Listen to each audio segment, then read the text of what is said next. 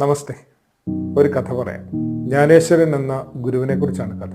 അദ്ദേഹം തൻ്റെ ഗുരുകുലത്തിലെ അവസാന വർഷ വിദ്യാർത്ഥികളെയും കൊണ്ട് എല്ലാ തവണയും ഒരു യാത്ര പോകാറുണ്ട്. അത്തവണയും അവർ യാത്ര പോയി പതിവ് പോലെ ഉച്ചഭക്ഷണത്തിനെത്തുന്ന ഒരു കമ്പാരൻ്റെ വീട്ടിൽ അവിടെ അവർ ഭക്ഷണം കഴിക്കാനിരുന്നു. ഈ കുശവൻ ഗുരുവിനോട് ചോദിച്ചു, ഗുരുവേ, ഇവരുടെ പഠിപ്പ് പൂർത്തിയായ? ഗുരു പറഞ്ഞു, നീ തന്നെ ഒന്ന് പരിശോധിക്കുക. അയാൾ തൻ്റെ മൺകുടമൊക്കെ പാകമായോ എന്നറിയാൻ ഉപയോഗിക്കുന്ന ഒരു ചെറിയ കൊട്ടുവടി കയ്യിലെടുത്തു. ഭക്ഷണം കഴിച്ചുകൊണ്ടിരുന്ന ഓരോ കുട്ടികളുടെയും പിന്നിലെത്തി.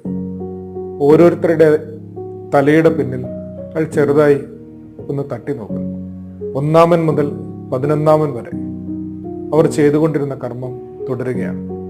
ആരും ഒരിറ്റ് പോലും ശ്രദ്ധ മാറുന്നില്ല.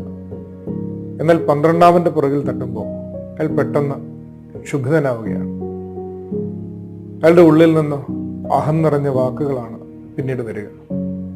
അപ്പോൾ കുശവൻ ഗുരുവിനോട് പറഞ്ഞു, ഗുരുവേ, ഈ 12 1 മാത്രം ശരിക്ക് വെന്തിട്ടില്ല. സത്യത്തിൽ പാകം വരാത്ത പാതി വെന്ത ജീവിതങ്ങളായി നാം മാറുന്നത് എപ്പോഴാണ്?